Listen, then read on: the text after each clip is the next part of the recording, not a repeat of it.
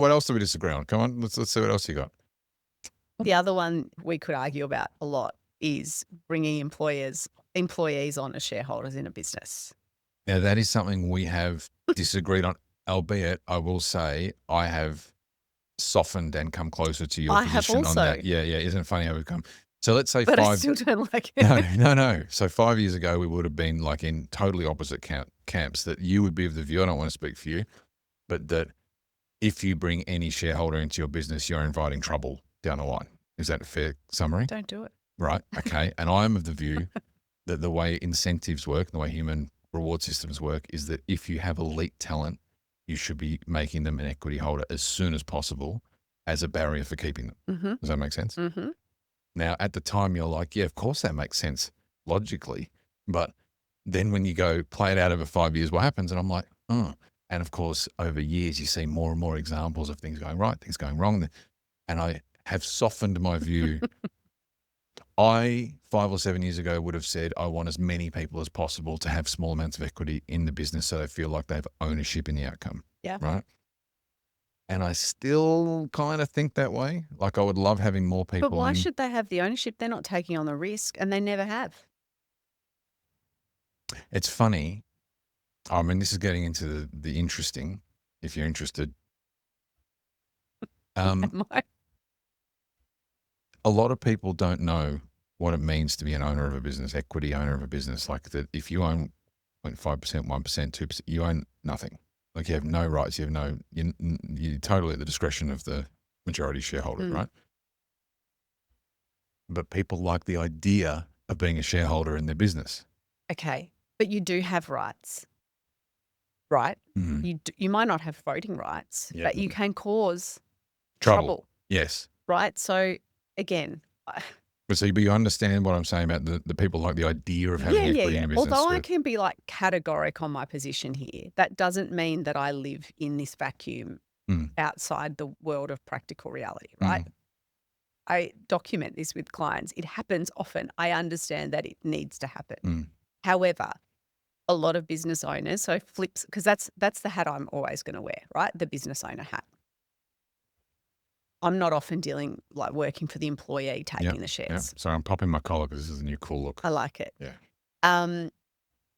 You go, oh, you got what, 0.1%. Guess what? A shareholder has a right to your books and records. Yes. All right. So previously, your employee, I mean, you're not going to be untruthful, but they're not seeing the everything. Things you might be into reasonably as a business, so you might be buying a car of this cost every 2 years, let's say, and because you've been a sole owner, you haven't had to answer to anyone, and then all of a sudden you got a minority owner who's like, hang on a minute. And where does the minority owner get their benefit from? This collar isn't working. I'm putting it down. Put it down.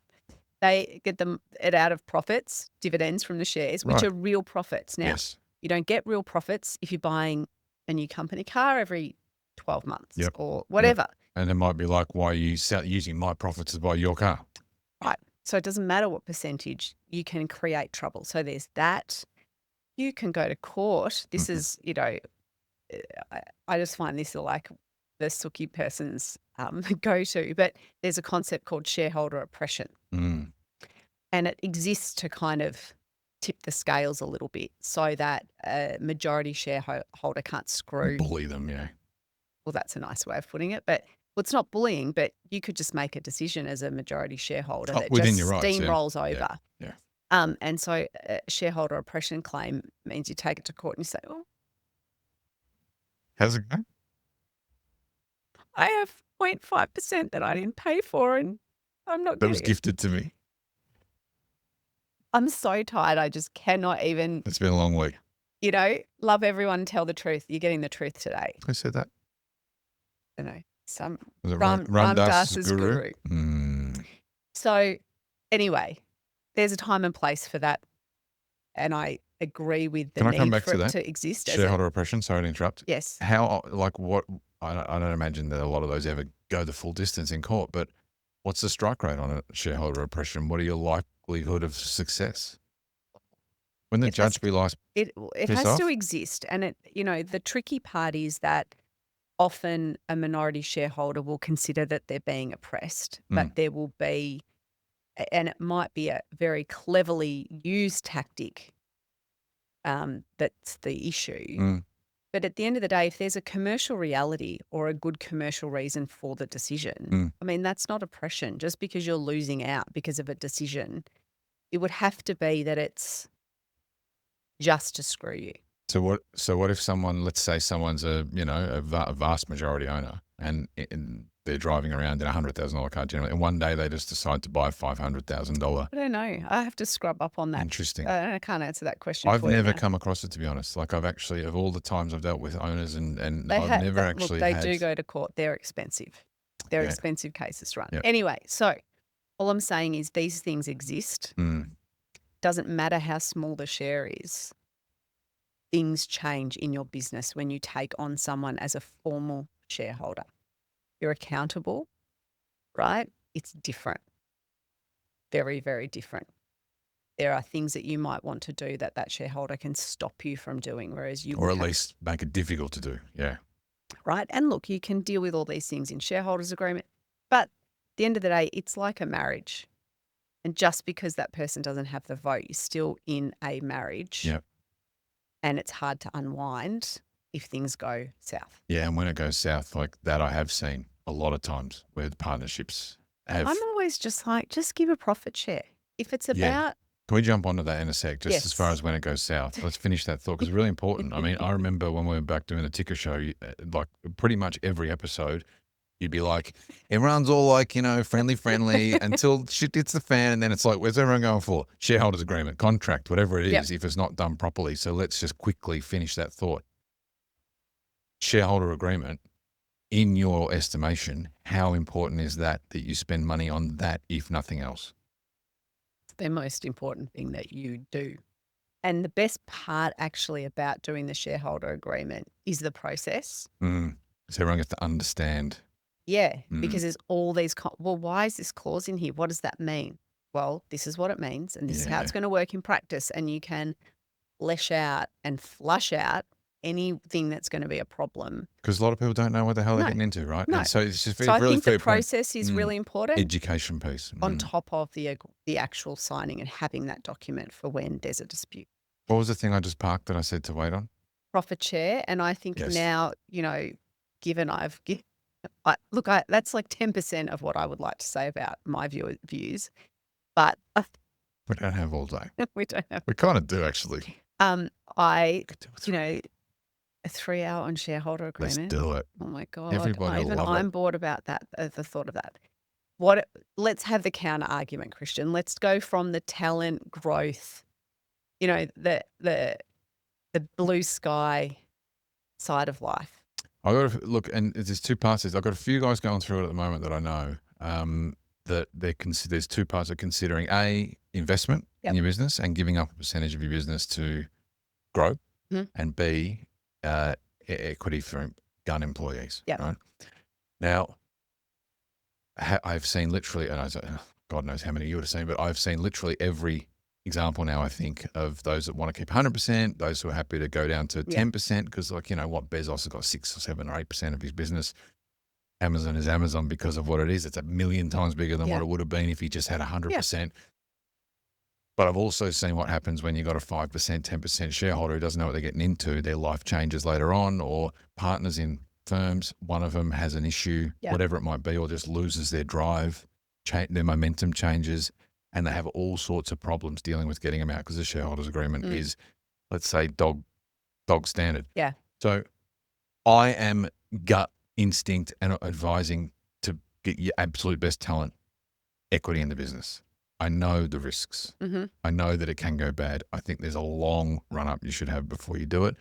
And you should be very clear, not dangle it as some never, because if you dangle it for too long and you don't hand it over, they will leave and you will lose them. You think you can string them along, you can't. So be very, very clear from the start and say, by year 7, if you have achieved these things, you will be given favorable rates on buying into this business.